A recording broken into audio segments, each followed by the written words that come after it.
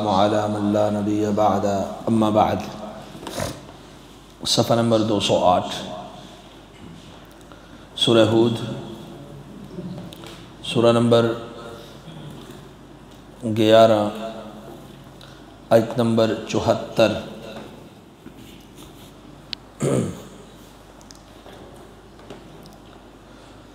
اعوذ باللہ من الشیطان الرجیم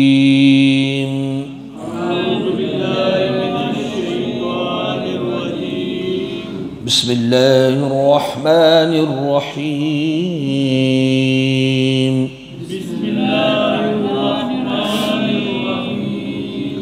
فلما ذهب عن إبراهيم الروع وجاءته البشرى يجادلنا في قوم لوط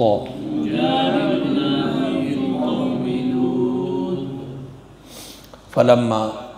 بس جب ذهب چلا گیا عن ابراہیم ابراہیم علیہ السلام سے الروع خوف گھبراہٹ وجاءته البشرى اور آئی ان کے پاس بشارت یجادلنا وہ جھگڑا کرنے لگے ہم سے فی قوم لوط لوط علیہ السلام کی قوم کے بارے میں ان ابراہیم بے شک ابراہیم علیہ السلام لحلیم البتہ بردبار ہیں اواہم بہت زیادہ آہو زاری کرنے والے آہو بکا کرنے والے یہ اللہ کے سامنے گڑ گڑانے والے تھے منیب رجوع کرنے والے تھے یا ابراہیم اے ابراہیم اعرض عن هذا آپ اعراض کیجئے ان سے ان کو رہنے دیجئے انہو بے شک حقیقت یہ ہے قد جاء امر ربک یقیناً آ گیا آپ کے رب کا حکم وانہم اور بے شک یہ آتیہم آنے والا ہے ان کے پاس عذاب عذاب غیر مردود جو پھیرا نہیں جائے گا لٹایا نہیں جائے گا آپ نے پیچھے پڑھا فرشتے انسانی شکل میں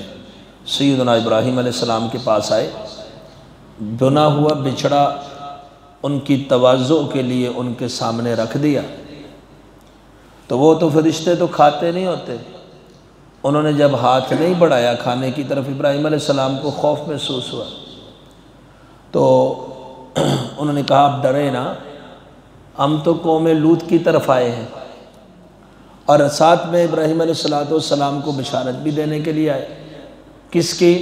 حضرت اسحاق علیہ السلام کی کہ آپ کو اللہ اسحاق بیٹا دیں گے اور صرف بیٹا ہی نہیں اسحاق کے بعد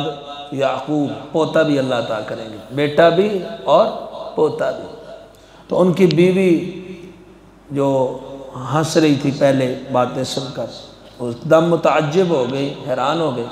کہنے لگی میں بوڑھی میرا خاوند بوڑھا ہماری اولاد کیسے ہوگی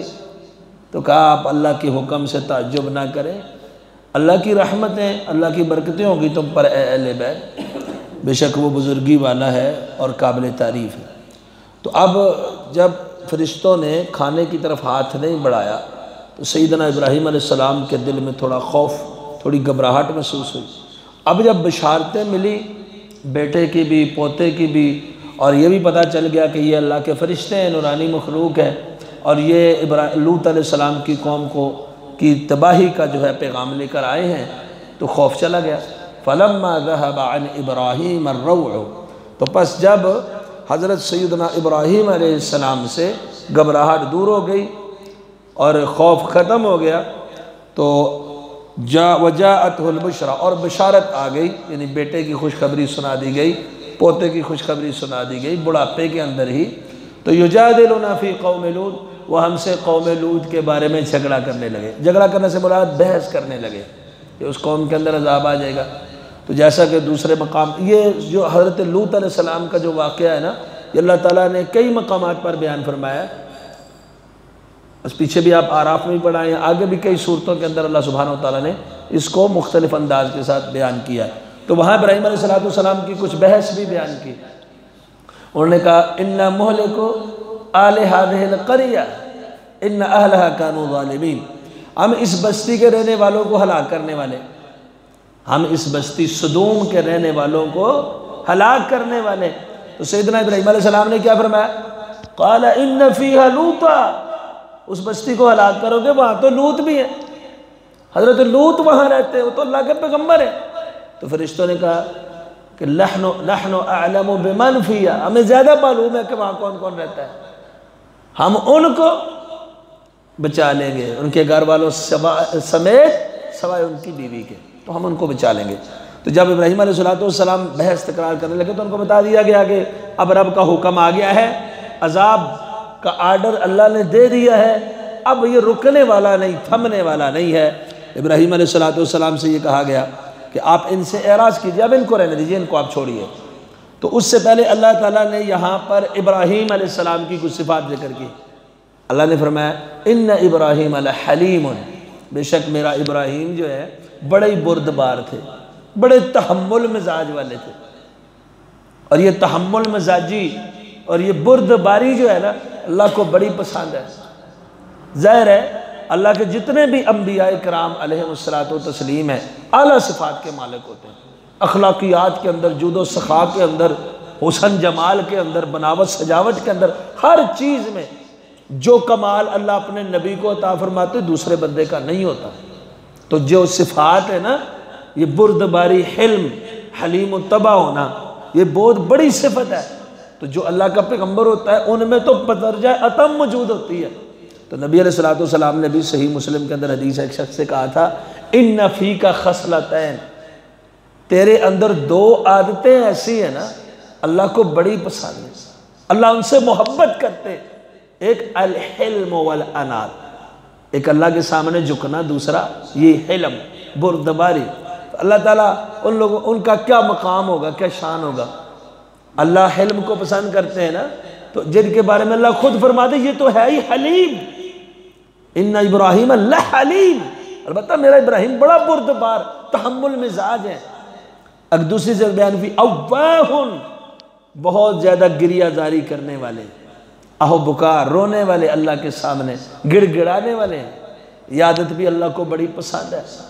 اس لیے یہاں پر فرمایا میرے ابراہیم جو ہیں یہ بہت زیادہ اللہ کے سامنے گڑ گڑانے والے، گریہ زاری کرنے والے، منیب، اللہ کی طرف رجوع کرنے والے، جھکنے والے ہیں۔ یہ انابت اللہ، اللہ سب کو عطا فرمائے۔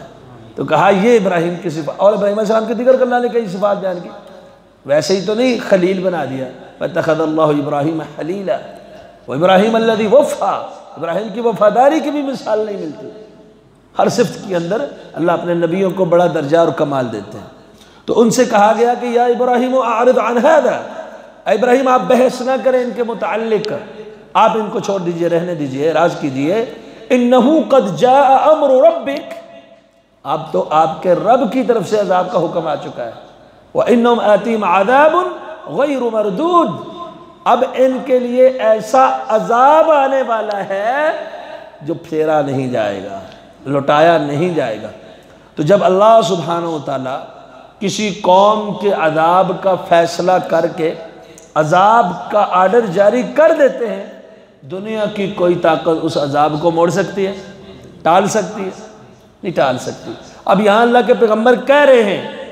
کہ لوط ہیں، ان کو چھوڑ دیا جائے، لیکن اللہ کا حکم فرشتے نے کہا نہیں، آ گیا، اب لٹایا غیر مردود، یہ لٹایا نہیں جائے گا۔ اب اس سے اگلی آیات کے اندر تفصیل ہے کہ فرشتے پھر لوط علیہ السلام کے پاس کے، انشاءاللہ کل بیان کریں گے۔ سبحانک اللہم و بحمدک، اشہد ان لا الہ الا انت، استغفرک۔